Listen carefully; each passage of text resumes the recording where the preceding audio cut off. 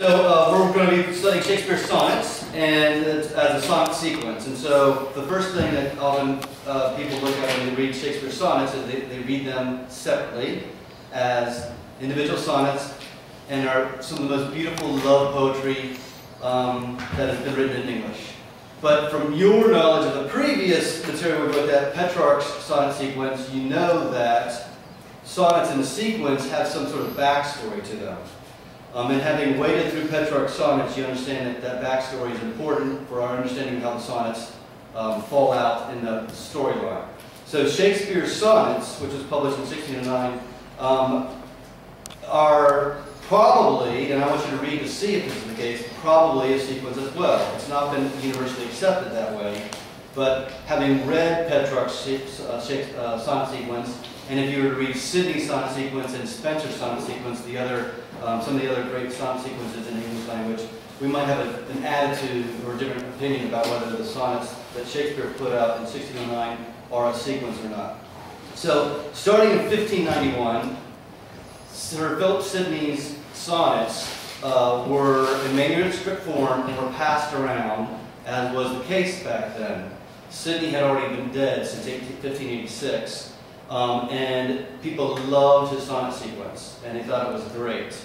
And he wrote the sonnet sequence just on his free time. Imagine, well, you have experiences like this today because of something like Twitter. People are always tuned into other people's ideas, and you're reading up on other people's thoughts. And it's all goes only like 286 characters or something like that. You get these little bits of thought. You do follow people to see what they think about things. But maybe a better analogy for what was going on with these sonnet sequences that were being passed around before they were published would be as if, say, Spielberg made home movies that were fun and were artistic, but were just for private friends. All right, you would die to get your hands on Spielberg's home movies. All right, Clint Eastwood's home movies. Okay, the different famous directors today. It would be the hottest thing, all right? And if you could pirate one of those things and make a lot of money, you would do it if you were unethical. Right. So that's sort of what was going on in 1591 when people were reading Sidney's sonnet sequences that were being passed around in just manuscript form, handwritten form, and it caught fire. It was a huge fad. And so you had a lot of people, Edmund Spencer writing a sonnet sequence,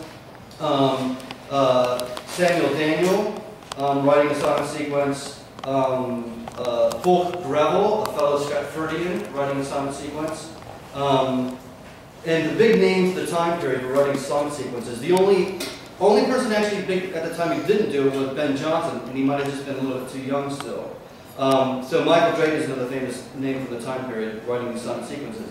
And the sonnet came into the English language in about around 1530s, when Henry Howard and Sir Thomas Wyatt had gone through Italy and read Petrarch in the Italian and translated his poems separately, not as a sequence, just like in little toss-off pieces, into English. And so for about 40 years they were sort of known but not really anything done with until they found Sidney's manuscript. All right, and so we want to understand why did Sidney's sonnet sequence really attract people's attention. So let's hear one. With how sad steps, O moon, thou climbst the skies, how silently, and with how wan a face. What, may it be that even in the heavenly place that busy archer his sharp arrows drives? Sure, if that long with love acquainted eyes can judge of love, thou feelest a lover's case. I read it in thy looks, thy languished grace to me, that feel the like, thy state decries. Then, even a fellowship, O moon, tell me, is constant love deemed there but want of wit? Are beauties there as proud as here they be? Do they above love to be loved, and yet those lovers scorn whom that love doth possess? Do they call virtue there ungratefulness? So, something about how Sidney was writing the sonnets captured some intense feeling that over a sequence you can generate in the sonnets, all right? And something about Sidney's sonnets really made people react and want to do it themselves. So whereas Wyatt and Howard had this little sonnet here or there. There was no like cumulative effect.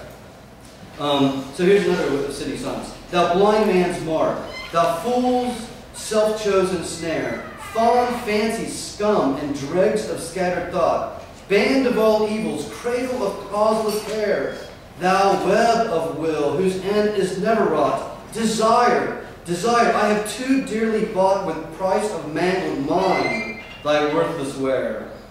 Too long asleep thou hast me brought, who should my mind to higher things prepare. But yet in vain thou hast my ruin sought. In vain thou madest me to vain things aspire. In vain thou kindlest all thy smoky fire. For virtue hath this better lesson taught. Within myself to seek me my only higher. Desire not, but how to kill desire. So something about the intensity of the personal experience is what they were picking up from Sidney. And having read Petrarch, you know that that is what Petrarch is into.